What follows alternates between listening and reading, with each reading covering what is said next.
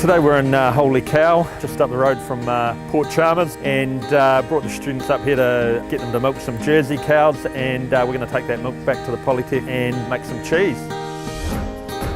Part of our farm to fork philosophy is getting the students to respect the product that they're working with and seeing where it comes from. It's very interesting to take out milk, like fresh milk from the cows. It was a bit hard because the cows were not cooperative, but it's fun. I really enjoyed it. It was a great experience, and we'll go back to the campus and we'll make some different kind of cheese. Made 3 different kinds of cheese: halloumi, blue and camembert. It's a simpler process than I thought it would be.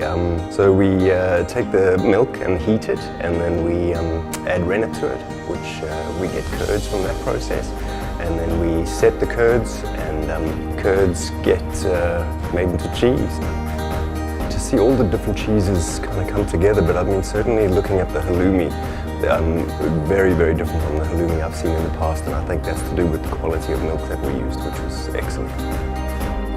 Before I came to the Otago Polytechnic, I had no idea that the process would be so hands-on, that I would actually milk the cows myself and turn that very milk into cheese. The paddock to plate experience is excellent, and I'll definitely take that into my workplace as well. It's been very, very good.